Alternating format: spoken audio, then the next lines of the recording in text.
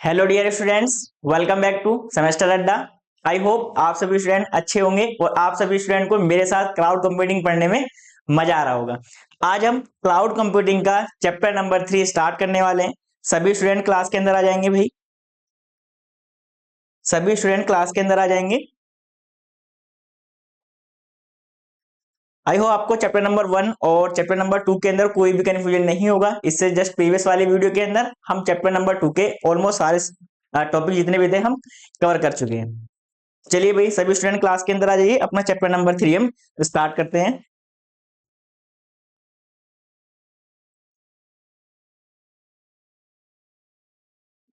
सभी student class के अंदर आ जाइए भाई।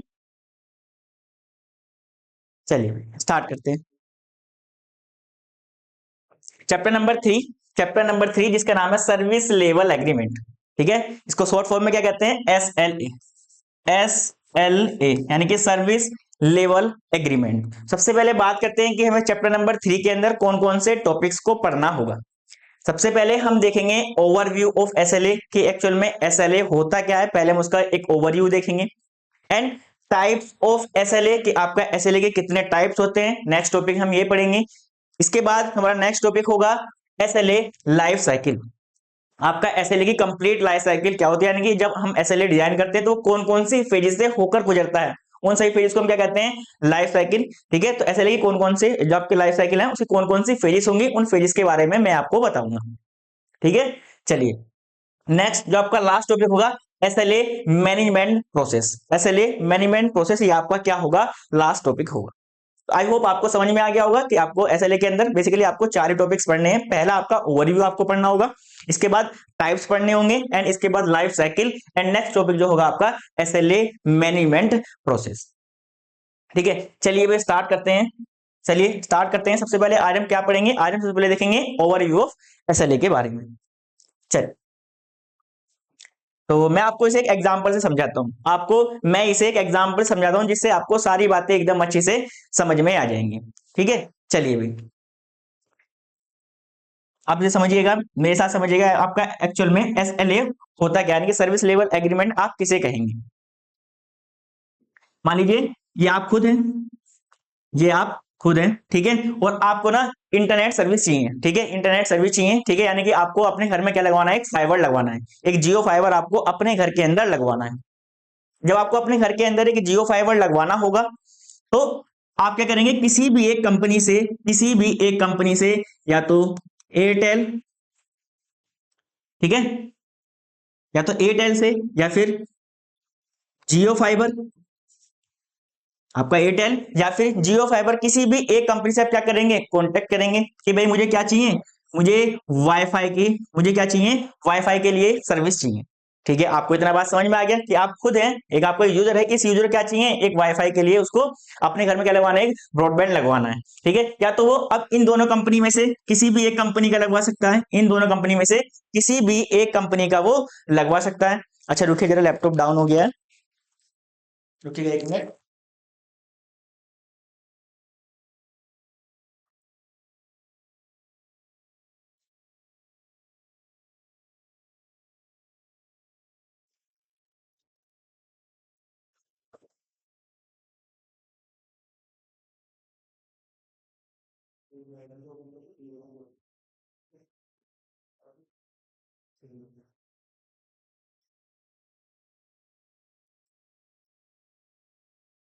चलिए,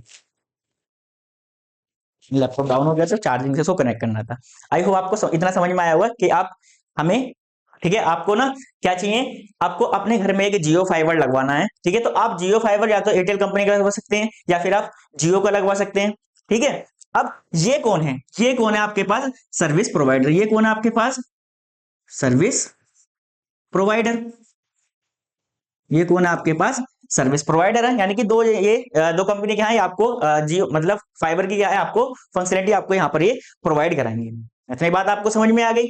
चलिए अब जो भी आपका यूजर है, जो यानी कि जो हम खुद हैं और जो हम किसी भी कंपनी से क्या ले रहे हैं, कोई सर्विस ले रहे हैं, तो हम क्या करेंगे? उसके लिए एक एग्रीमेंट करेंगे। उसके लिए हम क्या करेंगे? एग्रीमेंट करेंगे। क्या करेंगे लिए? उसके लिए हम क्या करेंगे? एक एग्रीमेंट करेंगे। एग्रीमेंट में एक्चुअल में क्या क्या लिखा जाएगा, उस एग्रीमेंट के अंदर क्या क्या लिखा जाएगा, अब इसे समझिएगा। जब हम किसी भी कंपनी से क्या लेते हैं एक्चुअल में, अपना जियो मतलब वाईफाई कनेक्शन लेते हैं, एक्चुअल में फर्स्ट पॉइंट हम क्या देखते हैं, स्पीड। ठीक है, जो आपका इंटरनेट है उसकी एक्चुअल में स्पीड कितनी होगी, उसकी स्पीड कितनी होगी कि आपका 10 Mbps, 10 Mbps या फिर 100 Mbps। ठीक है, ये क्या हो गया एक्चुअल में आपकी स्पीड, की आपको किस स्पीड के लिए आपको चाहिए। ठीक है, सेकंड चीज समझिएगा, सेकंड चीज समझिएगा, अप टाइम। अप टाइम, ठीक है, अप टाइम का मतलब क्या है कि वो सर्विस आपकी कब तक अवेलेबल रहेगी। ठीक है, यानी कि अवेलेबिलिटी के बारे में यहां पर वो बात कर रहा है, AVAILABILITY, अवेलेबिलिटी। ठीक है, यानी कि जो आप सर्विस आपने वहां से परचेज की है, जो आपने सर्विस वहां से परचेज की है, एक्चुअल में वो आपके लिए ना, ठीक है, कब तक प्रेजेंट रहेगी, 24 घंटे की हम बात करें। ठीक है, तो उसकी परफॉर्मेंस क्या रहेगी। ठीक है, चलिए नेक्स्ट, नेक्स्ट थर्ड हम क्या देखते हैं, उसकी परफॉर्मेंस। ठीक है, उसकी परफॉर्मेंस कैसी होगी। तो ये सभी क्या है, ये सभी क्या है, एक तरीके से हम जिस भी कंपनी का क्या लेंगे, जियो फाइबर, मतलब जिस भी कंपनी का हम अपने घर के अंदर वाईफाई लगवाएंगे, तो ये सारी चीजें हम क्या करेंगे, चेक करेंगे। ठीक है, ये सारी चीजें हम क्या करेंगे, चेक करेंगे कि एक्चुअल में जो भी हमें अपने घर में वाईफाई लगवाना है, एक्चुअल में उसकी स्पीड कितनी होगी, वो हम चेक करेंगे। नेक्स्ट, उसका अप टाइम कितना होगा, यानी कि वो सर्विस हमारे पास कितने लिए टाइम के लिए अवेलेबल रहेगी। नेक्स्ट, परफॉर्मेंस उसकी कैसी होगी। तो इन सभी के लिए हम क्या करेंगे, एग्रीमेंट करेंगे। किसके बीच में रहेगा ये एग्रीमेंट, आपका प्रोवाइडर एंड किसके बीच में, यूजर्स के बीच में। इसी तरीके से जब हम क्या करते हैं, क्लाउड से कोई भी सर्विस परचेज करते हैं, इसी तरीके से ये क्या है आपका IS, यानी कि इंटरनेट सर्विस प्रोवाइडर। अब यदि हम क्लाउड की बात करें, यदि इसी बात को हम किसकी बात समझते हैं, इसी को हम समझते हैं किसके अंदर, क्लाउड के अंदर। क्लाउड के अंदर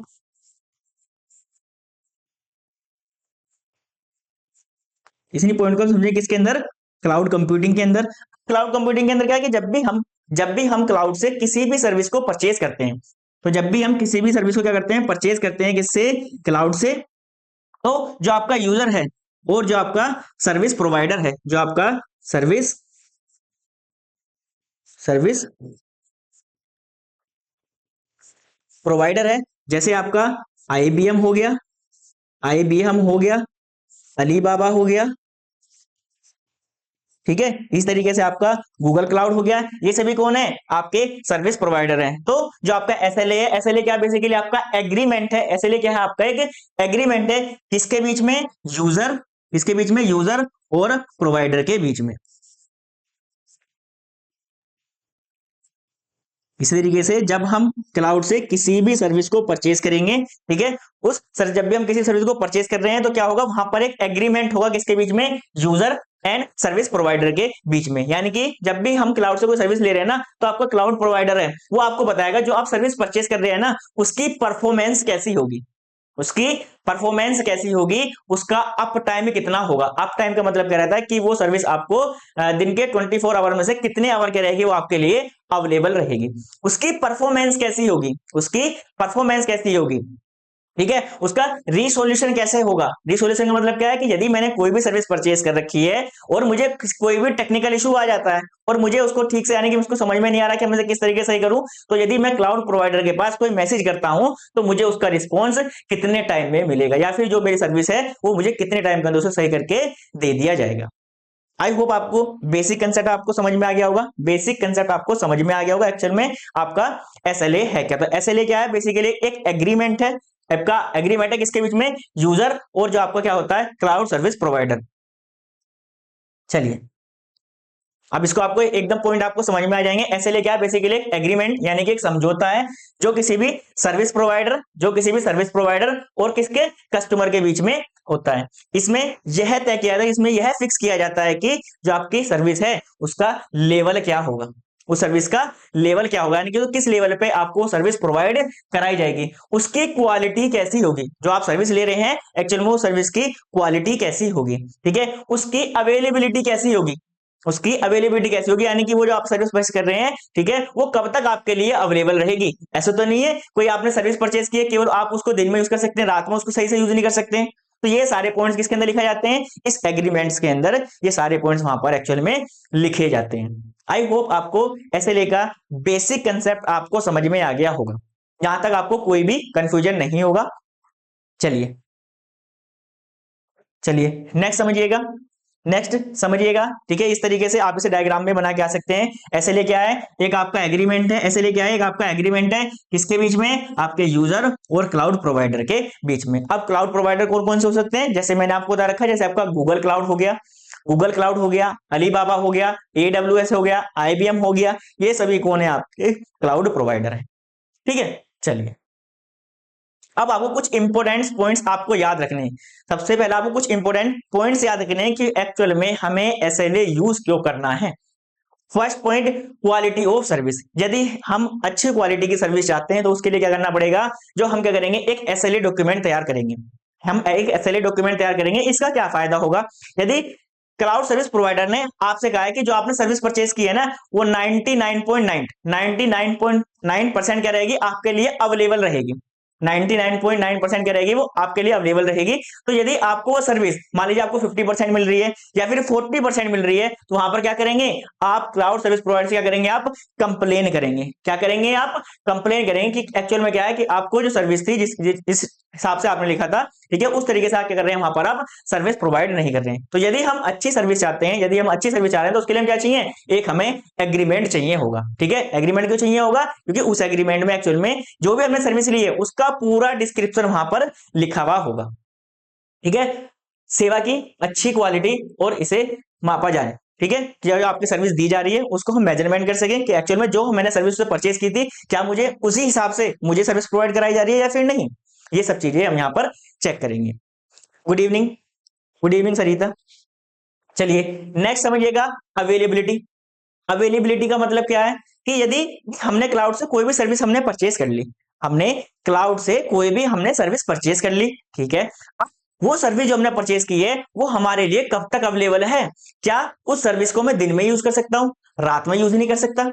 तो जितनी भी आपकी जो आपने सर्विस ली है उसके बेस पे जो भी एग्रीमेंट होगा वो सभी के सभी उसमें क्या है, वहां पर लिखा जाएगा। यानी कि सेवा दिन के कितने घंटे और हफ्ते में कितने दिन उपलब्ध होगी, ठीक है। इसके लिए हम क्या करते हैं, बेसिकली हम एसएलए को वहां पर यूज करते हैं, क्योंकि एसएलए के अंदर हम सारी चीजें लिखी जाती है। वहां पर जब एसएलए आपका डॉक्यूमेंट तैयार होगा तो वहां पर एक्चुअल में आपको लिखा दिया जाएगा, यानी कि आपके जो दिन के 24 आवर हैं, 24 आवर में से आपको कितने घंटे आपको सर्विस मिलने वाली है, आपको वीक में वो आपको सर्विस कितने दिन आपको मिलने वाली है, इस तरीके से मंथ में वो आपको सर्विस कितने टाइम तक मिलने वाली है। इन सभी चीज के लिए क्या करते हैं, हम क्या करते हैं, एक एसएलए डॉक्यूमेंट तैयार करा लेते हैं, जिससे कभी क्लाउड प्रोवाइडर, जो क्लाउड प्रोवाइडर है, वो कभी ये ना कह सके नहीं सर्विस मैंने तो कोई ऐसी बात कही ही नहीं थी, मैंने तो कोई ऐसी बात कही नहीं थी जिससे मैं आपको सर्विस वाली प्रोवाइड कर सकूं। इसलिए हम क्या कर लेते हैं, सारी चीजें कैसे में लेते हैं, रिटर्न में ले लेते हैं। रिटर्न किसका यूज करते हैं, हम एसएलए डॉक्यूमेंट की तरह। चलिए response time and resolution time. अगर मैं कोई सर्विस यूज कर रहा हूं, अगर मैं क्लाउड की कोई सर्विस यूज कर रहा हूं और उस सर्विस में क्या आ जाता है, कोई एक इशू आ जाता है, कोई एक इशू आ गया। अब वो इशू आ गया, वो जो आपका जिससे भी आपने सर्विस ली है वो इशू उसको कितने टाइम के अंदर क्या कर सकता है, उसको सही कर सकता है। यदि मैंने उसके पास मैसेज किया कि सर ये वाली जो आपने आपसे यहाँ से सर्विस परचेज की थी, अब ये सर्विस क्या है मेरी पास ठीक यहाँ से ठीक से काम नहीं कर रही है, तो वो मुझे रिस्पॉन्स कितने टाइम में करेगा, वो मुझे रिस्पॉन्स कितने टाइम में करेगा, वो टाइम वहां पर मेंशन होगा। अब उसका रिसोल्यूशन उसको समय में भी बताएगा कि वो कितने टाइम के अंदर क्या कर देगा, उस सर्विस को आपके लिए सही कर देगा। ये क्या है, इसके मेन पॉइंट्स, यानी किसी भी समस्या के आने पर उसे कितने समय में हल किया जाएगा। आई होप आपको पॉइंट समझ में आ गया होगा, कोई कंफ्यूजन नहीं होगी, ठीक है। सरिता कोई कंफ्यूजन तो नहीं है, अगर आपको कोई कंफ्यूजन लगे तो आप पूछ सकती हैं। चलिए नेक्स्ट पॉइंट, रिस्पॉन्सिबिलिटी। रिस्पॉन्सिबिलिटी क्या है, जो आपका एसएलए डॉक्यूमेंट है ना, उसमें दोनों व्यक्ति की रिस्पॉन्सिबिलिटी लिखी हुई होती है। जो आपका यूजर है उसकी क्या रिस्पॉन्सिबिलिटी है, जो आपका क्लाउड प्रोवाइडर है उसकी क्या रिस्पॉन्सिबिलिटी है। यानी कि जो आपका क्लाउड प्रोवाइडर है जिससे आपने सर्विस ली है उसकी जितनी भी रिस्पॉन्सिबिलिटी होंगी कि भाई सर्विस को टाइम टू टाइम क्या करे, हमें प्रोवाइड करें, उसको टाइम टू टाइम मेंटेन भी करे, ठीक है, हमारी सिक्योरिटी एंड प्राइवेसी को मेंटेन करें। तो ये सारी चीजें आपके एसएलए डॉक्यूमेंट के अंदर लिखी जाती हैं। Sumit Kumar good evening. चलिए ये भी आपको समझ में आ गया होगा। नेक्स्ट, पेनल्टी और कंपेंसेशन। पेनल्टी का मतलब क्या है, अब आपने कोई सर्विस आपने परचेज की, भाई आपने क्लाउड प्रोवाइडर से समझिएगा इसे,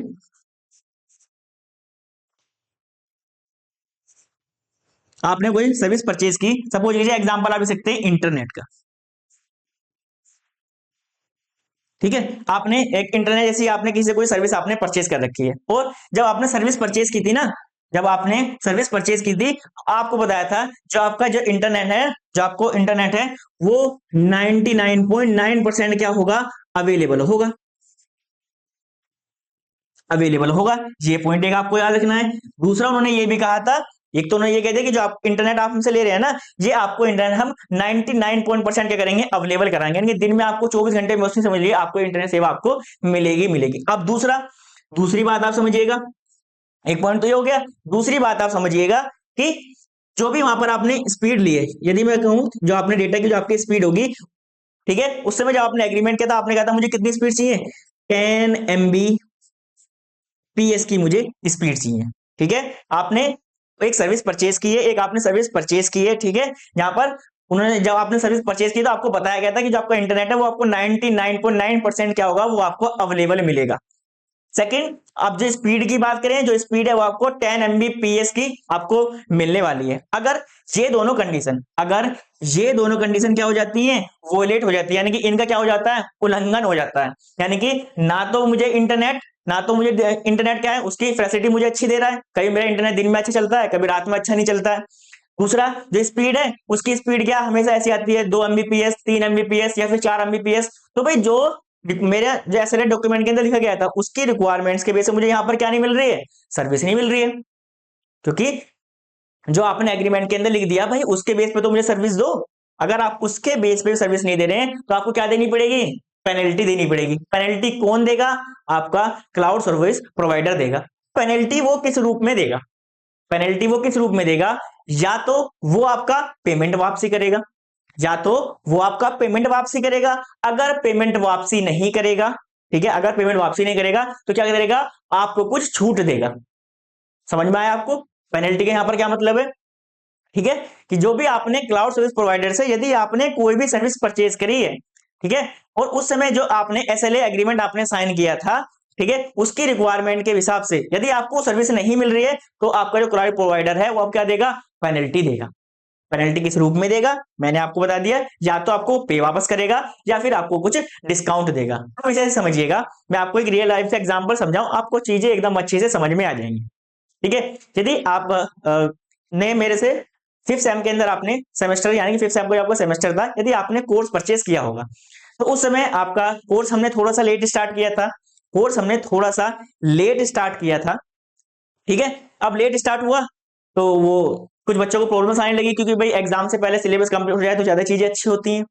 तो उसके लिए भरपाई के लिए मैंने क्या किया है, उसकी भरपाई के लिए कैसे किया कि भाई जो इस बार सेकंड सेमेस्टर का कोर्स ज्वाइन करेगा, जो इस बार सेकंड, ठीक है, जो इस बार जो आपका आपका 6 सेम का सेमेस्टर ज्वाइन करेगा तो हम उसके लिए 200 रुपीज का अलग से डिस्काउंट देंगे। तो मुझे क्या भरनी पड़ी है, ये मुझे पेनल्टी भरनी पड़ी है। ये पेनल्टी दी किसने है, सर्विस प्रोवाइडर ने। और आपको जो क्लासेस की सर्विस कौन दे रहा था, एक्चुअल में हम ही तो प्रोवाइड करा रहे थे, तो ये पेनल्टी भी किसने दी है, ये हमने दी है। इसी तरीके से यदि हम क्लाउड से किसी भी सर्विस को हम परचेज करते हैं, ठीक है, और उस टाइम जो आपका एग्रीमेंट एक्चुअल में वहां पर असाइन किया गया था, यानी जो आपने दोनों पार्टीज ने बीच में आपने साइन किया होगा, यदि उसके हिसाब से आपको सर्विस नहीं मिल रही है तो आपका जो क्लाउड प्रोवाइडर है क्या देगा, पेनल्टी देगा, पेनल्टी देगा। अब पेनल्टी मैंने आपको बता दिया किस बेस में वो आपको दे सकता है। आई होप आपको सारे पॉइंट्स क्लियर हो गए होंगे। किसी भी स्टूडेंट को कोई कंफ्यूजन है तो भाई पूछ सकता है, जहां तक किसी भी स्टूडेंट को कोई कंफ्यूजन हो तो भाई पूछ सकते हैं। ठीक है, चलिए भाई, चलिए भाई आगे समझिए। अब बेनिफिट्स की बात करें कि यदि हम एसएलए का हमारा क्या बेनिफिट्स होगा, सबसे पहला बेनिफिट्स वही क्वालिटी ऑफ सर्विस, कि हम एक अच्छी क्वालिटी की सर्विस को हम यहाँ पर एक्सेस कर सकते हैं, ये हमारा फर्स्ट बेनिफिट होगा। ये पॉइंट्स अभी मैंने आपको समझाया था तो मुझे इसको दोबारा रिपीट करने के लिए आपके लिए जरूरत नहीं होगी। ठीक है, चलिए ट्रांसपेरेंसी, आप इसको समझिएगा ट्रांसपेरेंसी। कभी कभी ऐसा होता है कि ऐसा समझिए कि आपने जो आपका सर्विस प्रोवाइडर है ना, आपने सर्विस, ये आपका कौन है, यूजर है, ये कौन है, यूजर है, और ये आपका प्रोवाइडर है। ये आपका यूजर है और ये कौन है, आपका प्रोवाइडर है। तो ये यूजर क्या है, इससे यहाँ से एक सर्विस परचेस कर रहा है। अगर जो आपका सर्विस प्रोवाइडर है, यूजर है, उसके बीच में कोई भी क्या है, रिटर्न डॉक्यूमेंट नहीं है। आपने डायरेक्टली क्या है, आपने किसी भी सर्विस को आपने परचेस कर लिया, आपने वहां पर कोई भी एग्रीमेंट आपने साइन नहीं किया, ठीक है। आप सपोज कीजिए आपने जो क्लाउड सर्विस ली थी ना, जो आपने क्लाउड सर्विस ली थी, आपने किस बेस पे ली थी, जो आपका सर्वर है ना, वो आपको 100% अवेलेबल मिलेगा। 100% क्या मिलना चाहिए, मुझे अवेलेबल मिलना चाहिए, क्या, मेरा सर्वर। मुझे मेरा सर्वर जो है 100% अवेलेबल मिलना चाहिए। लेकिन आपने यहां पर कोई भी रिटर्न डॉक्यूमेंट तो सिग्नेचर नहीं किया। इस केस में अगर आपका सर्विस प्रोवाइडर आपको 80% क्या करता है, आपके सर्वर को 80% क्या है, आपके सर्वर को हमेशा आपके लिए अवेलेबल कराता है, 20% वो आपको अवेलेबल ही नहीं कराता है, तो क्या आप उसके ऊपर कोई भी क्लेम कर सकते हैं? क्या आप उसके ऊपर कोई भी क्लेम कर सकते हैं? बिल्कुल भी नहीं कर सकते। क्यों? आपके पास तो कोई भी रिटर्न डॉक्यूमेंट नहीं है ना। आपने देखा होगा भाई, जब भी आप देखा होगा कभी आपके फैमिली में किसी भी मान लीजिए कोई भी एक किसी ने दुकान खरीदी है या फिर कोई घर खरीदा है, तो घर खरीदा हम तभी मानते हैं जब हमारे जो भी चीज आपने खरीदी है उसे क्या मिल जाए, आपको प्रॉपर पेपर मिल जाए। प्रॉपर पेपर मिल जाएंगे तभी तो आप कहेंगे ये चीज हमारी है। अगर आपके पास कोई ऐसा रिटर्न डॉक्यूमेंट ही नहीं होगा तो आप किस तरीके से कंप्लेन कर सकते हैं कि ये सर चीज हमारी है? नहीं कर सकते ना। इसी तरीके से ये क्या करता है, ऐसे लिए क्या है, हमारे पास ट्रांसपेरेंसी हमको प्रोवाइड कराता है, यानी कि जो आपका क्लाइंट है और जो सर्विस प्रोवाइडर है उसके बीच में कोई भी मिसअंडरस्टैंडिंग ना हो। मिसअंडरस्टैंडिंग उनके बीच में किसी भी टाइप की मिसअंडरस्टैंडिंग नहीं होनी चाहिए। मिसअंडरस्टैंडिंग क्यों नहीं होगी? क्योंकि भाई सारी चीजें क्या होंगी, रिटर्न डॉक्यूमेंट में लिखी हुई होंगी। अब जब रिटर्न डॉक्यूमेंट लिखा गया होगा, जब एसएलए लिखा होगा, दोनों पार्टी क्या करती हैं, आपस में सिग्नेचर करती हैं। अब जब सिग्नेचर हम दोनों ने की है तो एक कॉपी आपके पास होगी, एक कॉपी मेरे पास होगी। तो यदि आपको कोई सर्विस नहीं मिल रही है, यूजर को लग रहा है कि नहीं सर्विस तो ये मुझे भाई गलत मिल रही है, लेकिन सर्विस प्रोवाइडर को पता है जो रिटर्न डॉक्यूमेंट था उसके बेस पे मैं उसको सर्विस प्रोवाइड करा रहा हूँ, तो यदि वो क्लेम भी करेगा तो वो दिखा देगा कि भाई देख लो, ये रहा आपका रिटर्न डॉक्यूमेंट और इसी डॉक्यूमेंट में मैंने आपको जो सर्विस दी थी और यही मैं आपको प्रोवाइड करा रहा हूँ। तो इन दोनों के बीच में क्या रहती है, ट्रांसपेरेंट रहती है, यानी कि कोई के बीच में क्या है, कोई भी कंफ्लिक्ट उत्पन्न नहीं होता है। ये कौन प्रोवाइड कराता है आपको? एसएलए डॉक्यूमेंट आपको प्रोवाइड कराता है। समझ में आ गया? चलिए चलिए next next timely problem solving. अब एसएलए डॉक्यूमेंट के अंदर मैंने आपको ये बात भी बताई, जो आपका एसएलए डॉक्यूमेंट आप बनाएंगे ना, जो आपका एसएलए डॉक्यूमेंट बनेगा उसके अंदर आपकी जो प्रॉब्लम, यदि कहीं आपको कोई प्रॉब्लम आती है तो उस प्रॉब्लम को कितने टाइम के अंदर रिसोल्व किया जाएगा, ये चीज भी वहां पर लिखी जाती है। जैसे आपने देखा होगा कहीं पर आप कभी जाते हैं ना, कोई शॉप रहती है उस पर लिखा होता है 24, ठीक है, ऐसे इस तरीके से लिखा होता है 24x7। इसका मतलब क्या है कि वो जो सर्विस होगी ना, वो जो सर्विस होगी, ठीक है, वीक के 7 डेज, और उसमें क्या है, एक डे के कितने 24 आवर वहां पर क्या रहेगा, यानी कि ये सप्ताह के सातों दिन 24 घंटे क्या रहेगी सर्विस आपके लिए अवेलेबल रहेगी। आप दिन में आइए, आप रात में आइए, आप जब चाहिए आपको सर्विस क्या रहेगी, अवेलेबल मिलेगी। जब हम क्लाउड से कोई भी सर्विस एक्चुअल में परचेज करते हैं, क्लाउड से हम कोई भी सर्विस परचेज कर ली हमने, ठीक है, वो यदि उसको यूज करने में मुझे कोई भी प्रॉब्लम आ रही है, मुझे उसे यूज करने में कोई भी प्रॉब्लम आ रही है, तो मेरी प्रॉब्लम को कितने टाइम के अंदर रिजोल्व किया जाएगा, ये सारी चीजें भी आपके एसएलए डॉक्यूमेंट के अंदर लिखी जाती हैं। यानी कि एसएलए यह निर्धारित किया जाता है कि समस्या आने पर उसे कितने समय में क्या है, हल किया जाएगा। इसे हम क्या कहते हैं, या तो रिस्पॉन्स टाइम या फिर रिसोल्यूशन टाइम। ठीक है, यहां तक आपको ये पॉइंट भी समझ में आ गया होगा, किसी भी स्टूडेंट को कोई भी कंफ्यूजन नहीं होगा। चलिए भाई आगे चलते हैं। Customer trust. अब कस्टमर ट्रस्ट बढ़ेगा, कैसे कस्टमर ट्रस्ट बढ़ेगा? भाई आपने किसी से सर्विस ली है, आपने किसी से कोई सर्विस ली है, और आपको जो आपकी रिक्वायरमेंट थी उसी रिक्वायरमेंट्स के बेस पे आपको सारी सर्विस आपको प्रोवाइडर भी कराई जा रही है, तो आप कहेंगे भाई इससे सर्विस ले लीजिए, इसकी सर्विस बहुत ज्यादा ठीक है, क्योंकि ये जो चीज का लिए एक बार बोल देते हैं वो सारी चीजें आपको टाइम टू टाइम वहां पर डिलीवर कर दी जाती है। तो इससे क्या बढ़ता है, आपका कस्टमर का ट्रस्ट बढ़ता है। जब ग्राहक को सही समय पर अच्छी सुविधाएं मिलती हैं तो उनका विश्वास बढ़ता है और वे लंबे समय तक आपकी सेवा को यूज करते हैं।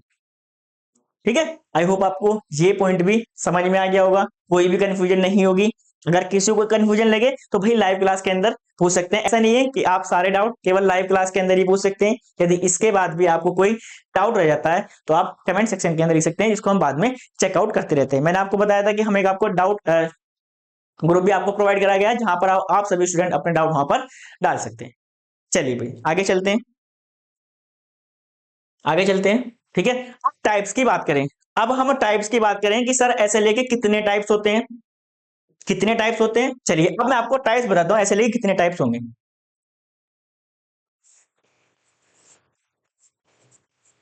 Type of SLA, type of SLA. ठीक है, तो बेसिकली एसएलए के आपके तीन टाइप्स होते हैं। कितने टाइप्स होते हैं एसएलए के आपके? तीन टाइप्स होते हैं। पहला कस्टमर लेवल, पहला customer level SLA.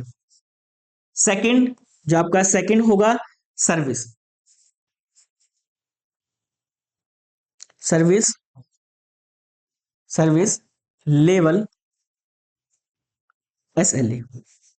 And third होता है आपका मल्टी लेवल, थर्ड होता है आपका मल्टी लेवल एसएलए। ठीक है, अब जो आपका मल्टी लेवल एसएलए है, जो आपका मल्टी लेवल एसएलए है, हम इसे फिर से तीन कैटेगरी के अंदर एक्चुअल में डिवाइड कर देते हैं। कितनी कैटेगरी के अंदर? तीन कैटेगरी के अंदर हम इसको डिवाइड कर देते हैं। कौन कौन सी कैटेगरी होंगी? सबसे पहले आपका कॉर्पोरेट लेवल,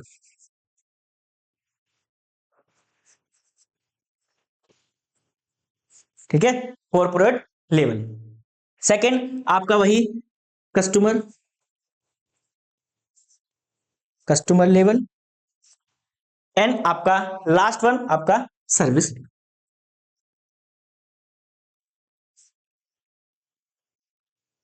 आई होप आपको समझ में आ गया होगा कि हम एसएलए को अपनी तीन कैटेगरी के अंदर मेनली डिवाइड करेंगे। कौन कौन सी?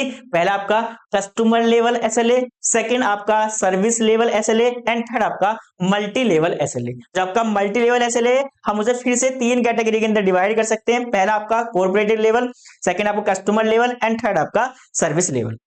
ठीक है, चलिए भाई स्टार्ट करते हैं सबसे पहले कस्टमर लेवल से। चलिए स्टार्ट करते हैं कस्टमर लेवल से। और कस्टमर लेवल एसएलए के अंदर क्या होगा? कस्टमर लेवल, ठीक है, जो आपका कस्टमर लेवल एसएलए है उसमें क्या होगा? जो आपका कस्टमर है, जो आपका कस्टमर है और जो आपका सर्विस प्रोवाइडर है, उन दोनों के बीच में क्या होगा? एक एग्रीमेंट होगा। उन दोनों के बीच में क्या होगा? एक एग्रीमेंट होगा। जो आपका सर्विस प्रोवाइडर है, जो आपका सर्विस प्रोवाइडर है, वो एक्चुअल में कस्टमर को बताएगा, ठीक है, कस्टमर को बताएगा कि जो आपने सर्विस परचेज की है ना, जो आपने सर्विस परचेज की है वो आपके कितने टाइम तक अवेलेबल रहने वाली है, यानी कि उसकी अवेलेबिलिटी कैसी होगी, उसकी क्वालिटी कैसी होगी, उसकी परफॉर्मेंस कैसी होगी। ठीक है, ये सारी चीजें उस डॉक्यूमेंट के अंदर लिखी जाती हैं। आई होप आपको समझ में आया होगा। जो आपका कस्टमर लेवल एसएलए है ये किसके बीच में होगा? एक्चुअल में आपका जो कस्टमर है और जो आपका प्रोवाइडर है उन दोनों के बीच में एक एग्रीमेंट होगा। उस एग्रीमेंट के अंदर जो आपका सर्विस प्रोवाइडर है, जो आपका सर्विस प्रोवाइडर है एक्चुअल में कस्टमर को बताएगा कि सर एक्चुअल में जो आप मेरे से सर्विस परचेज कर रहे हैं ना, ये सर्विस आपके कितने टाइम के लिए अवेलेबल रहने वाली है। जो आपने सर्विस परचेज की है इसका रिस्पॉन्स टाइम कितना होगा। ठीक है, आपको समझ में आया? ठीक, इसके बाद जो आपने सर्विस परचेज की है ना, इसकी क्वालिटी कैसी होगी, ये सारी चीजें किसमें लिखी जाती हैं? आपके एसएलए डॉक्यूमेंट के अंदर लिखी जाती हैं। अभी मैं आपको ये भी बताऊंगा कि एक्चुअल में जो आप एसएलए लिखेंगे कस्टमर लेवल पे उसके अंदर क्या क्या चीजें लिखी जाती हैं, ये सारे पॉइंट्स मैं अभी आपको बताने वाला हूं। ठीक है, चलिए पहले इसकी डेफिनेशन समझते हैं। ये क्या है? एक आपका रिटर्न, क्या है आपके पास? एक रिटर्न एग्रीमेंट है जो इसके बीच में सर्विस प्रोवाइडर और कस्टमर के बीच में होता है। समझ में आ गया होगा।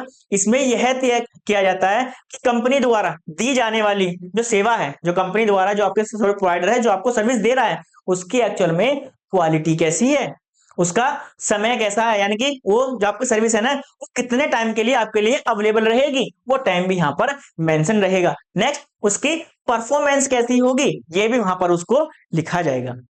ठीक है, इसमें समझौते के जरिए ग्राहक को भरोसा दिलाया जाता है कि कंपनी उसकी जरूरत के अनुसार उसे जो उसकी सर्विस है उसको प्रोवाइड कराएगी। आई होप आपको समझ में आया होगा, कोई भी कंफ्यूजन नहीं होगा। डेफिनेशन के अंदर किसी को कंफ्यूजन है भाई, किसी को कंफ्यूजन है तो पूछ सकते हैं भाई, किसी को कंफ्यूजन है तो पूछ सकते हैं। चलिए भाई नेक्स्ट आगे चलते हैं, नेक्स्ट आगे चलते हैं। अब जो आपका कस्टमर लेवल, जो आपका कस्टमर लेवल एसएलए होगा उसके अंदर क्या क्या चीजें एक्चुअल में लिखी जाती हैं। कुछ पॉइंट्स मैंने आपको लिखे हैं जो आपको याद रखने हैं। सबसे पहला सर्विस डिस्क्रिप्शन, ठीक है। सर्विस डिस्क्रिप्शन के अंदर हम क्या क्या चीजें लिखते हैं भाई, समझ लीजिए। सर्विस डिस्क्रिप्शन के अंदर हम क्या क्या चीजें लिखी जाती हैं, आपको ध्यान रखना है कि जो आपका यूजर है, उस यूजर ने क्लाउड से जो भी सर्विस परचेस की है, ठीक है, वो सर्विस कितने टाइम तक के लिए अवेलेबल रहेगी, कितने टाइम तक क्या रहेगी, वो अवेलेबल रहेगी। यदि जो आपने सर्विस परचेज करी है, जो आपने सर्विस परचेज करी है, यदि किस कारण से क्या है, उसके अंदर कोई भी इशू आ जाता है, तो उसको सपोर्ट कितना मिल रहा है, टेक्निकल सपोर्ट उसकी कैसी होगी, उसकी परफॉर्मेंस होगी, ठीक है, उसकी परफॉर्मेंस सॉरी कैसी होगी, ये भी उसके अंदर लिखा जाएगा। और किस टाइप की सर्विस, किस टाइप की सर्विस एक्चुअल में यूजर ने परचेज की है, वो भी यहाँ पर लिखा जाएगा, ठीक है। डिस्क्रिप्शन में क्या लिखा जाएगा, यह आपको बताएगा कि जो आपका क्लाउड प्रोवाइडर है कौन सी सेवाएं देगा, यानी कि आपने कौन सी सर्विस वो, ठीक है, जो आपकी सेवाएं वो आपको यहाँ पर प्राउड होने वाली, ठीक है। जैसे इंटरनेट सेवा आपको मिलेगी, या फिर टेक्निकल सपोर्ट मिलेगा, या फिर क्लाउड की सर्विसेज मिलेंगी। चलिए, आपको समझ में आ गया होगा। नेक्स्ट पॉइंट समझते हैं। नेक्स्ट पॉइंट क्या आपके पास, टाइम फ्रेम्स। नेक्स्ट पॉइंट क्या आपके पास, टाइम फ्रेम्स, यानी कि ये टाइम फ्रेम भी किसके अंदर लिखा जाता है, आपका एसएलए डॉक्यूमेंट के अंदर लिखा जाता है। टाइम फ्रेम का मतलब क्या है, ठीक है। टाइम फ्रेम का मतलब समझिए कि जो भी आप सर्विस यूज कर रहे हैं, जो भी आप सर्विस यूज कर रहे हैं, उसे कितने समय के लिए आपको प्रोवाइड कराया जाएगा। जो भी आपने क्लाउड से सर्विस ली है ना, जो भी आपने क्लाउड से सर्विस ली है, वो आपके लिए कितने समय तक अवेलेबल रहेगी। क्या केवल वो दिन के 2 घंटे आपके लिए अवेलेबल रहेगी, या फिर 24, ठीक है, 24 आवर क्या रहेगी, बेसिकली वो आपके लिए अवेलेबल रहेगी। एसएलए में यह तय किया जाता है कि सेवा प्रदाता, यानी कि जो आपका क्लाउड प्रोवाइडर है, कितने समय में सेवा देगा, कितने समय के लिए आपको क्या देगा, सेवा देगा। जैसे ग्राहक के सवाल का जवाब, यदि आपने कोई उसके साथ आपने कोई क्वेरी की है, कोई आपने क्वेरी की है, तो उसका रिप्लाई कितने घंटे में आएगा भाई, 2 घंटे में आएगा, 10 मिनट में आएगा, आधे घंटे में आएगा, 1 घंटे में आएगा, 24 घंटे में आएगा। ये सारी चीजें किसमें लिखी जाती है, आपके टाइम फ्रेम के अंदर ये लिखी जाती है। Point clear. चलिए नेक्स्ट चलते हैं। नेक्स्ट आपका सर्विस लेवल, ठीक है। अब सर्विस लेवल, जो भी आपने सर्विस परचेज की है, जो भी आपने सर्विस परचेज की है, उसका लेवल क्या रहने वाला है, ठीक है। लेवल का मतलब, जैसे मैं आपको बताऊं कि यदि आपने क्लाउड से, कोई सर्विस आपने कोई परचेज कर ली, ठीक है, आपने कोई सर्विस क्या कर ली है, परचेज कर ली है। अब जो आपने सर्विस परचेज की है ना, वो आपको कितने टाइम के लिए अवेलेबल है, कितने टाइम के लिए अवेलेबल है, आप उसको बात को दोनों को ध्यान से समझिएगा। जो टाइम फ्रेम है ना, जो टाइम फ्रेम है, इसके अंदर यदि आपको कोई इशू आ रहा है, यदि आपको कोई इशू आ गई है, तो उसका रिजोल्यूशन आपको कितने टाइम के अंदर मिलने वाला है, ये फिक्स किया जाएगा, ठीक है। यहां पर जो भी आपने सर्विस परचेज की है, जो भी आपने सर्विस परचेज की है, एक्चुअल में वो सर्विस आपके लिए कब तक अवेलेबल रहने वाली है। अवेलेबल में जैसे आपको 99% आपको अवेलेबल मिलेगी, या फिर 50% अवेलेबल मिलेगी, या फिर 40% अवेलेबल मिलेगी, 30% अवेलेबल मिलेगी, वो उस डॉक्यूमेंट के अंदर लिखा जाएगा, ठीक है। चलिए, अगर कोई समस्या आती है, तो उसे कितने घंटे के अंदर हल किया जाएगा, ये पॉइंट्स भी इसका यहां पर आप डिनोट कर सकते हैं। चलिए, समझ में आ गया होगा, यहां तक किसी कोई कंफ्यूजन नहीं होगी। चलिए नेक्स्ट, परफॉर्मेंस मैट्रिक्स, ठीक है। परफॉर्मेंस मैट्रिक्स का मतलब क्या है कि जो भी आपने सर्विस परचेज की है ना, जो भी आपने सर्विस परचेज की है, उसका अप टाइम कितना होगा एंड उसका रिस्पॉन्स टाइम कितना होगा, वो सब किसमें करेंगे, हम परफॉर्मेंस मैट्रिक्स के अंदर क्या करते हैं, उसको मॉनिटर करते हैं। Next, reporting and monitoring. यानी कि जो भी आपने, जिस भी सर्विस प्रोवाइडर से आपने सर्विस को परचेज किया है, तो वो क्या करे, जो भी आपकी सर्विस है उसको रेगुलरली मॉनिटर करे, और मॉनिटर करने के बाद आपको रिपोर्ट भी भेजे कि सर, जो आपने सर्विस परचेज कर रखी है ना, ये आपके लिए इतने टाइम के लिए अवेलेबल हम करा रहे हैं, इतने टाइम के लिए हम आपको अवेलेबल करा रहे हैं, और सर इसकी परफॉर्मेंस देखिए, जो जिस तरीके से आपने कहा था उसी तरीके से हम आपको इसकी परफॉर्मेंस भी आपको प्रोवाइड कराई जा रही है। तो ये सारी चीजें किसमें आएंगी, आपकी रिपोर्टिंग एंड मॉनिटरिंग में। इसमें यह तय किया जाता है कि जो आपका क्लाउड प्रोवाइडर है, ग्राहक को समय समय पर बताएगा कि जो आपकी सर्विस है उसका लेवल कैसा है, और यदि इसके बाद उसके अंदर कोई इशू आ जाता है, तो उसको समय रहते हुए क्या कर लिया जाएगा, उसको सही कर दिया जाएगा। यानी कि और कोई समस्या तो नहीं है, यानी कि उसके बाद भी सर्विस देने के बाद भी पूछते हैं भाई किसी को कोई समस्या तो नहीं है तो अच्छी बात है। अगर इसके अंदर भी लगता है कि हाँ भाई कोई इशू आ रहा है, तो वहां पर उसको रिजोल्व कर दिया जाएगा। भाई मॉनिटरिंग का मतलब ही क्या है, कि जो भी हमें सर्विस दे रखी है ना, हम उसको मॉनिटर कर रहे हैं, एक्चुअल में हम देख रहे हैं भाई जो सर्विस हम इस सर्विस प्रोवाइडर को मतलब यूजर को दे रहे हैं, क्या इसकी रिक्वायरमेंट के हिसाब से इसको सारी सर्विस मिल रही है या फिर नहीं। अगर कोई चीज में इशू आ रहा है, मान लीजिए उसने तो कहा था कि भाई मुझे 100 Mbps की स्पीड चाहिए, मुझे 100 Mbps की स्पीड चाहिए, लेकिन हम उसे स्पीड दे रहे हैं कितनी 90 या फिर 50, 90 या फिर 50, 100 Mbps, हम उसको 100 तो दे नहीं रहे, तो ये कह रहे हैं हम यहाँ पर एक लूप होल छोड़ रहे हैं। तो इसका मतलब क्या हो, कंप्लेंट भी करेगा, तो उसकी कंप्लेंट होने से पहले हम क्या करते हैं, उसको रिजोल्व ना कर दें, इसीलिए तो उसको मॉनिटर कर रहे हैं, क्योंकि एक्चुअली हम क्या कर रहे हैं, चेक कर रहे हैं कि जो एग्रीमेंट के अंदर चीजें लिखी हुई थी क्या हम उसके बेस पे सर्विस प्रोवाइड कर रहे हैं या फिर नहीं। आई होप आपको पॉइंट समझ में आ गया हो। ठीक है, चलिए भाई नेक्स्ट चलते हैं। ठीक है, नेक्स्ट अनुपालन। ठीक है, अनुपालन के अंदर क्या होगा, ठीक है, अनुपालन का मतलब क्या होता है पहले आप ये समझिए। जो आपका क्लाउड प्रोवाइडर है, जो आपका क्लाउड प्रोवाइडर है, जब आपने सर्विस परचेज की थी तो उसने कौन कौन से आपके लिए जो मतलब कह सकते हैं, जो आपके कौन कौन से बेसिकली आप सकते हैं जो आपके रूल्स हैं, एंड जो आपको रूल्स बेसिकली वहां पर उसको बताए गए होंगे कि भाई आपने जब भी सर्विस आपने ली होगी ना, आपने सपोज कीजिए आपने स्टोरेज परचेज की है, आपने स्टोरेज आपने स्टोरेज परचेज किए। अब जब आपने स्टोरेज परचेज किए तो भाई यहाँ पर आपका जितना भी सेंसिटिव डेटा होगा वो सारा का सारा क्या करेंगे, आप यहाँ पर स्टोर करेंगे, यानी कि जितना भी आपका इंपोर्टेंट डेटा होगा, ठीक है, जितना भी आपका इंपोर्टेंट डेटा होगा वो सब आपका कहां पर होगा, स्टोरेज में होगा। अभी इस स्टोरेज को एक्चुअल में मैनेज कौन कर रहा है, आपका सर्विस प्रोवाइडर, आपका सर्विस प्रोवाइडर, आपका सर्विस प्रोवाइडर मैनेज कर रहा है। तो जो आपका सर्विस प्रोवाइडर है ना, तो इसकी सिक्योरिटी, इसकी सिक्योरिटी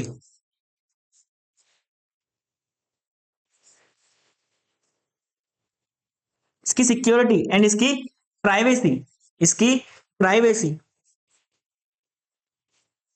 मैनेजमेंट कौन करेगा, आपका सर्विस प्रोवाइडर करेगा। तो ये सारी चीजें वहां पर लिखी जाती हैं कि एक्चुअल में जो भी आप जिस भी सर्विस प्रोवाइडर से आपने सर्विस परचेस की है ना, तो जितनी भी वहां पर उसको स्टैंडर्ड्स या फिर रूल्स उसको फॉलो करने होंगे वो आपके सर्विस प्रोवाइडर के एक्चुअल में वहां पर फिल होने चाहिए। यदि उसने कहा था कि यदि मैं आपका डेटा क्या करूंगा, एक्चुअल में सिक्योर रखूंगा, सिक्योरिटी मेरी रहेगी, ठीक है, तो ये पॉइंट्स भी वहां पर उसको लिखा जाएगा। अगर उसने कहा कि हाँ मैं आपके डेटा कोई भी सिक्योरिटी नहीं दूंगा, तो वहां पर वो पॉइंट्स भी लिखे जाएंगे। आई होप आपको समझ में आ गया होगा। एसएलए में यह तय किया जाता है कि जो आपका क्लाउड प्रोवाइडर है क्या क्या नियम और कानूनों का पालन करना होगा, जैसे कि डेटा को सुरक्षित करना या फिर उसको गोपनीय रखना। ठीक है, चलिए यहां तक सारी चीजें समझ में आ गई होंगी। चलिए भाई ये पेज आपका सेकंड फिर से आ गया, इस पेज को मैं यहां से डिलीट कर देता हूँ ना, पीडीएफ में भी दिखाई देगा ये। चलिए फर्स्ट टाइप आपको समझ में आ गया होगा, फर्स्ट टाइप आपको समझ में आ गया होगा भाई, किसी भी स्टूडेंट को कोई भी मतलब किसी भी टाइप की कंफ्यूजन नहीं होगी, अगर है तो भाई पूछ सकता है। इसके बाद हम सेकंड टाइप स्टार्ट करेंगे, इसके बाद हम सेकंड टाइप स्टार्ट करेंगे भाई किसी स्टूडेंट को कोई प्रॉब्लम तो नहीं है, अगर किसी को कोई प्रॉब्लम है तो भाई पूछ सकता है। ठीक है, चलिए भाई समझिए, जो आपका सर्विस बेस्ड एसएलए है, जो आपका सर्विस बेस्ड एसएलए है, इसके अंदर एक्चुअल में क्या होगा, इसमें किसी भी स्पेसिफिक सर्विस के बारे में बताया जाता है। ठीक है, जो आपका कस्टमर है, जो आपका कस्टमर है और जो आपका प्रोवाइडर है, जो आपका प्रोवाइडर है, जो आपका प्रोवाइडर है, ठीक है, यहां पर जो एग्रीमेंट होगा स्पेसिफिक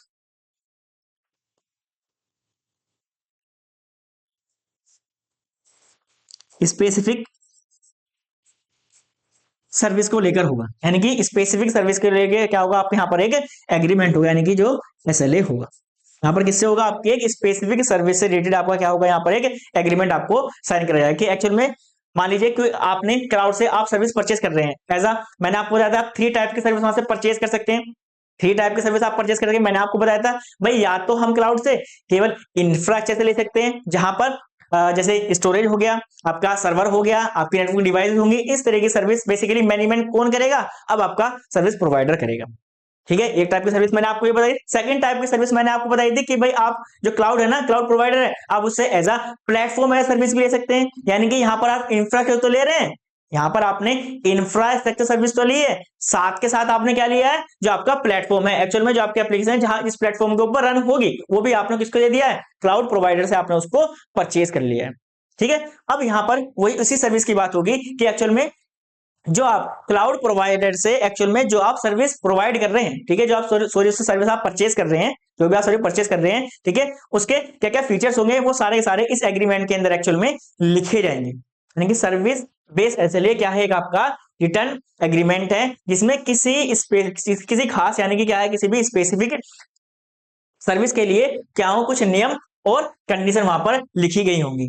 यह सभी ग्राहकों के लिए समान होंगी, ठीक है, और सेवा प्रदान द्वारा यानी कि क्लाउड प्रोवाइडर के द्वारा क्या है, इसको प्रोवाइड कराया जाएगा। इस बात को समझिएगा, समान सेवा का मतलब कि मान लीजिए मैं क्लाउड से एज अ इंफ्रास्ट्रक्चर परचेज करता हूं और एज अ आप भी क्लाउड से क्या है, सर्विस आप परचेज करते हैं, कैसे, एज अ इंफ्रास्ट्रक्चर की। तो ऐसा नहीं है इंफ्रास्ट्रक्चर वाली सर्विस के लिए मेरे लिए रूल अलग होंगे और आपके लिए रूल अलग होंगे, नहीं भाई, रूल सभी के लिए क्या होंगे, एक जैसे होंगे। ठीक है, आई होप आपको पॉइंट समझ में आ गया होगा। चलिए, अब इसके अंदर क्या क्या होगा, सबसे पहला आपका सर्विस डिस्क्रिप्शन, जो आपने सर्विस परचेज की है उसका कंप्लीट डिस्क्रिप्शन आपको प्रोवाइड कराया जाएगा। जैसे इसमें बताया जाएगा कि जो आपकी कौन सी सेवा होगी, यानी कि आपने कौन कौन सी सेवाएं आपने यहाँ पर परचेज, कौन कौन सी सर्विस आपने परचेज की है, ठीक है, उसका दायरा यानी कि उसकी लिमिटेशन क्या क्या होंगी, जो आपने सर्विस परचेज की है उसकी कौन कौन सी लिमिटेशन होंगी वो भी लिखी जाएंगी। एग्जाम्पल के लिए आप देख सकते हैं, यदि आपने आईएसपी यानी कि इंटरनेट सर्विस प्रोवाइडर से आपने एक सर्विस परचेज की है, ठीक है, उसके अंदर क्या करेंगे, एक आप एसएलए डॉक्यूमेंट सिग्नेचर करेंगे, जहां पर आप उस डॉक्यूमेंट में आपने क्या लिखा होगा, भाई जो आपको डेटा की स्पीड कितनी चाहिए, 100 Mbps चाहिए, ठीक है, 100 Mbps की आपको स्पीड चाहिए और ये आपको 99.9 यानी कि दिन के 24 घंटों क्या है, ये आपको ये अवेलेबल चाहिए। ठीक है, आपने क्या किया, यहाँ पर एक स्पेसिफिक सर्विस के बारे में बात किया कि भाई मुझे क्या चाहिए, मुझे स्पीड चाहिए कितनी चाहिए, 100 Mbps की, कब तक अवेलेबल होनी चाहिए, ये दिन के पूरे 24 घंटे मुझे अवेलेबल मिलनी चाहिए। ठीक है, चलिए आपको समझ में आ गया होगा। चलिए, और इसके अंदर क्या लिखा जाता है, और इसके अंदर क्या लिखा जाएगा भाई, क्वालिटी ऑफ सर्विस, जो आप सर्विस परचेज कर रहे हैं एक्चुअल में उस सर्विस की, ठीक है, उसकी क्वालिटी कैसी होगी, ठीक है, यानी कि जो सर्विस है वो कितनी अच्छी होगी, ठीक है, उसके लिए कौन कौन से स्टैंडर्ड वहां पर फिक्स करे गए होंगे। एग्जाम्पल के लिए आपका नेटवर्क की अवेलेबिलिटी, सेकंड कस्टमर सपोर्ट, ठीक है, जो आपने सर्विस वहां परचेज की है, यदि आपको कोई भी इशू आ जाता है तो उसको कितने टाइम के अंदर उसको रिसोल्व कर दिया जाएगा, ये सारे पॉइंट्स वहां पर लिखे जाएंगे। नेक्स्ट, सर्विस लिमिटेशन, ठीक है, सर्विस लिमिटेशन के अंदर लिखा जाता है कि एक्चुअल में जो आपका सर्विस प्रोवाइडर आपको ये सर्विस तो देगा, इसके बाद वो क्या सर्विस आपको नहीं देगा, आपको क्या सर्विस नहीं प्रोवाइड कराई जाएगी वो भी इनके अंदर लिखा जाता है, यानी कि the SLA also state under which condition the service will not be provided, यानी कि वे सभी कंडीशन भी लिखी जाएंगी जिन कंडीशन के अंदर क्या है आपको सर्विस प्रोवाइड नहीं कराई जाएगी। मान लीजिए कि भाई जो आपने सर्विस परचेज कर रखी थी एज ए स्टोरेज, आपने स्टोरेज परचेज कर रखी है, लेकिन मान लीजिए कोई भूकंप वगैरह आ गया, ठीक है, जो कोई प्राकृतिक आपदा आ गई, तो वहां पर लिखा होगा यदि कोई भी आपका प्राकृतिक आपदा आती है तो इस केस के अंदर क्या है आपको सर्विस प्रोवाइड नहीं कराई जाएगी। ठीक है, या फिर किसी कारण से मान लीजिए जो आपका एरिया है उसके अंदर से क्या है कि आपके 2 दिन के लिए क्या है इंटरनेट फैसिलिटी क्या है बंद कर दी गई है, तो इसका मतलब सभी के लिए बंद कर दी गई है, अब वो किसी को एक्सेस नहीं होगी, नहीं इसका मतलब आप स्पेशल लोग जो आपको सर्विस अलग से प्रोवाइड कराई जाएगी, तो वहां पर ये सारे पॉइंट्स वहां पर लिखे हुए होते हैं। चलिए, ये पॉइंट भी आपको समझ में आ गया होगा। चलिए, नेक्स्ट, परफॉर्मेंस मैट्रिक्स, उसके सारे परफॉर्मेंस मैट्रिक्स भी आपको वहां पर बताए जाएंगे कि एक्चुअल में उसकी सिक्योरिटी कैसी होगी, उसकी रिलायबिलिटी कैसी होगी, यानी कि ऐसा तो नहीं है कि उसको यूज करना काफी ज्यादा डिफिकल्ट है, ये सारी चीज वहां पर लिखी जाएंगी, उसकी सिक्योरिटी भी लिखी जाएगी, ठीक है, कितनी उसकी स्पीड है, जो आपने सर्विस परचेज की है ना, जो आपने सर्विस परचेज किया एक्चुअल में उसका परफॉर्मेंस कैसी है, ये पॉइंट्स में वहां पर आपके लिए लिखे जाएंगे। जैसे एग्जाम्पल में आप लिखेंगे अप टाइम, अप टाइम का मतलब क्या है कि जो आपने सर्विस परचेज की है एक्चुअल में वो आपको दिन में कितने घंटे के लिए, ठीक है, जो आपको दिन है दिन में आपको कितने घंटे के लिए बेसिकली क्या है वो अवेलेबल रहेगी, ठीक है ना, सेवा कितने समय तक चालू रहेगी। नेक्स्ट, रिस्पॉन्स टाइम का मतलब क्या है, मैंने आपको बताया यदि कोई मुझे इशू आ गया या फिर मैं क्लाउड प्रोवाइडर से कुछ चीजें पूछना चाहता हूं तो मुझे उस चीज का रिस्पॉन्स कितने टाइम के अंदर मिलने वाला है, ये पॉइंट्स वहां पर लिखे जाएंगे, यानी कि ग्राहक की समस्या का जवाब कितनी देर में दिया जाएगा। एग्जाम्पल हो सकता है कि उसने बता रखा हो कि यदि आप मुझसे कोई क्वेरी करते हैं तो मैं आपको 5 मिनट के अंदर बता दूंगा, या फिर 20 मिनट के अंदर बता दूंगा, या फिर 1 घंटे में बता दूंगा, या फिर अगले दिन बताऊंगा, ये सारी चीजें वहां पर लिखी जाती है। जैसे मैं आपको बार बार पूछता हूँ, मैं आपको पढ़ाता हूँ तो आपसे बार बार पूछता हूँ कि बताइए भाई आपको कोई प्रॉब्लम तो नहीं है, आपको सारी चीजें अच्छी समझ में आ रही है ना, आपसे पूछता हूँ, तो इसका मतलब क्या है, यदि मैं यहाँ पर कोई डिस्प्ले पे मैसेज देखूंगा अच्छे किसी ने कोई क्वेरी की है तो मैं उसका जस्ट सेकंड्स के अंदर क्या है उसका वहां पर रिप्लाई दे दूंगा, लेकिन वो रिप्लाई आपको कुछ टाइम बाद सुनाई देगा। आई होप आपको समझ में आ गया होगा, कोई कंफ्यूजन नहीं होगी। चलिए, ठीक है, एसएलए वोलेशन यानी कि उल्लंघन, यदि आपके एसएलए का क्या है उल्लंघन करा गया है, ठीक है, जो वहां पर एसएलए के अंदर, डॉक्यूमेंट के अंदर कंडीशन लिखी गई थी, उन कंडीशन के बेस पे आपको सर्विस नहीं प्रोवाइड करी गई है। जो सर्विस वहां पर लिखी थी, ठीक है, जो आपने सर्विस आपने परचेज की थी, और जो जो आपकी चीजें बताई गई थी कि भाई आपको इतनी स्पीड मिलेगी, इतनी इसकी परफॉर्मेंस रहेगी, इतने टाइम के लिए आपके लिए अवेलेबल रहेगा, यदि उसमें से कोई भी चीज क्या होती है, वॉयलेट होती है, इसका मतलब क्या है, आपको जो रिक्वायरमेंट है, आपकी रिक्वायरमेंट से बेस पे क्या आपको सर्विस वहां पर प्रोवाइड नहीं कराई गई है, उस केस में क्या होगा, जो आपका सर्विस प्रोवाइडर होगा उसको क्या देनी पड़ेगी, पेनल्टी देनी पड़ेगी। क्या देनी पड़ेगी, पेनल्टी देनी पड़ेगी। अब वो पेनल्टी किस रूप में देगा, मैंने आपको बताया पेनल्टी दो ही फेस में देगा, या तो भाई जितनी की मैंने सर्विस परचेज की है मेरा सारा पेमेंट वापसी कर दो। अगर पेमेंट वापसी नहीं करना है, अगर आपको पेमेंट वापसी नहीं करना है तो आप क्या करेंगे, भाई पेमेंट वापसी करना है कोई बात नहीं, मत कीजिए, लेकिन आप क्या कीजिए, अब मुझे कुछ डिस्काउंट दीजिए या फिर मेरी सर्विस में कुछ छूट कीजिए, तो ये क्या होगा, आपके जो सर्विस प्रोवाइडर होगा उसे पेनल्टी के रूप में ये आपको देना पड़ेगा। चलिए, आई होप आपको सारे पॉइंट समझ में आ गए होंगे। चलिए, मॉनिटरिंग एंड रिपोर्टिंग, जो आपका सर्विस प्रोवाइडर है, जो आपने सर्विस परचेज कर रखी है उसकी कंप्लीटली मॉनिटरिंग करेगा। मॉनिटरिंग के अंदर क्या करेगा, वो देखेगा जो यूजर की नीड थी उसकी नीड के मुताबिक क्या मैं उसे सर्विस प्रोवाइड करा रहा हूं या फिर नहीं, जो उसकी नीड थी उस नीड के अनुसार क्या है, जो उसको सारी सर्विस को अवेलेबल हो रही है या फिर नहीं, ठीक है, उसकी रिपोर्ट क्या करेगा, कस्टमर को वो सेंड करेगा। अगर कोई भी कस्टमर को इशू आता है तो उसे बता देगा और देन उसको क्या कर दिया जाएगा, यहाँ पर रिजोल्व भी कर दिया जाएगा। यानी कि एसएलए में यह तय किया जाएगा, जो आपका क्लाउड प्रोवाइडर होगा उसको नियमित रूप से जो आपकी सेवा है उसकी क्वालिटी क्या करेगा, रिपोर्ट देगा। नेक्स्ट, इसमें ग्राहक यह देख सकता है कि सेवा कितनी अच्छी दी जा रही है, क्योंकि जब हम रिपोर्ट देगा तो हम चेक कर लेंगे कि हाँ भाई जो जो रिक्वायरमेंट थी, हमारी रिक्वायरमेंट्स के बेस पे क्या है, हमें सारी सर्विस क्या है बिल्कुल ठीक से प्रोवाइड हुई है। यानी कि जितनी स्पीड मैंने कही थी इंटरनेट की, उतनी मुझे स्पीड भी मिल रही है, जितने टाइम मैंने अवेलेबल के लिए कहा था वो मुझे अवेलेबिलिटी भी मिल रही है, ठीक है, उसका अप टाइम भी ठीक है। ये सारी चीजें वो चेक कर सकता है इसके थ्रू अपनी रिपोर्टिंग, जो आपने रिपोर्ट उसको सबमिट करते हैं। ठीक है, चलिए, आई होप आपको ये दोनों टॉपिक्स बिल्कुल अच्छे समझ में आ गए होंगे।